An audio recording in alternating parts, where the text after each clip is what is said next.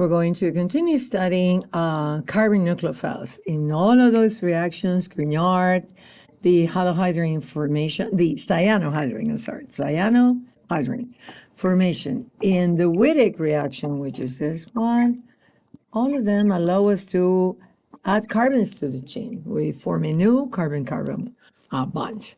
In the previous video, we saw how we make a cyanohydrin, and these are very useful because you can do a couple of things from that. We can do functional group interconversion.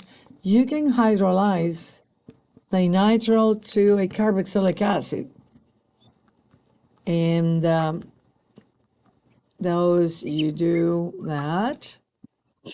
Or you can reduce that, and here you would use, say, for example, lithium aluminum hydride, which is so powerful that pretty much we reduce anything.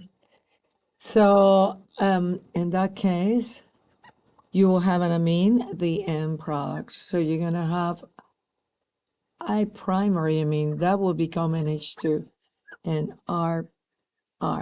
So from that point, we can continue doing a lot of reaction. Say, for example, you have a DOH or the NH2. So very useful for that. Again, we're growing molecules to plant synthesis. Now we're going to study the Wittig, the other reagent that we have here, to make a new carbon-carbon bond. So I'm going to erase that. Here, what is this used for? Typically, when we have carbonyl compound, and let's throw something like cyclohexanone again, that when I use that with the Ylide that we have there, so 3 phenyl groups, and that's plus, and then I have H2 and 2 electron, that's negative. Okay, that is what we call the Ylide. So the plus and the negative close together, and that's our Wittig reagent. When you see that, you can see this or the resonance structure. The Ylide is resonance stabilized. You can do this, and I'm going to do the double arrow. The resonance form, this pH is for phenyl. So we will have this double bond. Notice that here you can expand, you can have more than 8 electrons around phosphorus, because phosphorus belongs to the 3rd period in the periodic table. So you can write that type of structure. Here phosphorus will have 5 bonds, so 10 electrons around, and the carbon is fine. What the structure is useful for is to predict products. Because if you see this, you can draw the resonance structure. And from this point, this reaction is used to install that in place of the oxygen. So the product of that will be an alkene using that particular Ylide. So we are doing this. So one thing that we need to figure out is that we need to be watching what is here to be able to predict what is the alkene. Now, how do we make that Wittig? That question is also can be asked. And so to make the Wittig, we typically start from, I'm going to do metal iodide, so primary alkyl halide.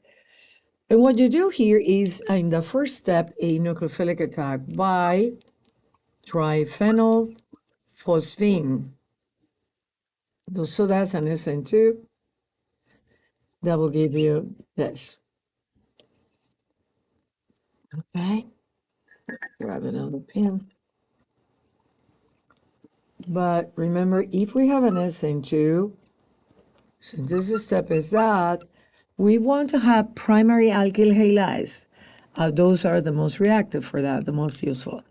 So when you do that, you're going to form, this is pH, so the triphenyl, P, and now I'm going to have that positive, and it's bonded to that. So in iodide, of course. We're not there yet. So what do we use later is we remove the H, 1H, using a very strong base. So typically use butyl lithium. So the butyl lithium is the conjugate base of butane.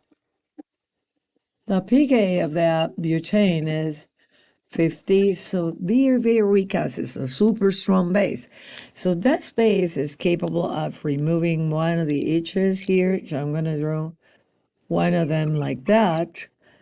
So I'm going to take this. In that way, my final product is the Ylide. So now I'm going to have pH 3, let's remove that, 3. And we're going to have a plus, and here's CH2, and I'm going to have a pair of electrons, and that's a negative, positive. That's my Ylide. And I know I can draw a resonance structure like that, like what we did before. And when you do that, you know what is that you are adding here. So we change the Ylide depending on what alkene we want to make. So if you wanted to add here more carbons, then instead of starting from metal iodide, you could start here from ethyl iodide, for example. And if you did that, just modify that structure at the SN2. Let's say that I have ethyl CH3 in the SN2 step. Still, we want to use primary alkyl halides. When you do that, now you're going to have another metal here, so CH, and a metal, because I changed the structure, right? You still need a strong base to remove that, but now I'm going to have CH and a metal. Now my Ylide is different, and I have this. Now the product, that's a resonance structure. If I use this Ylide, instead of having two H's, I'm going to have an H and a metal. So my product after using this will be, I'm replacing the O by a double bond to carbon, and that carbon will have an H and a CH3. Okay, so we can now design. So in future videos, next videos that I'm going to be making is designing molecules. How do we use Wittig to make alkenes? And how do we use what are the pathways that I can design to make compounds, say, with Grignard? So we're going to be using those in future videos.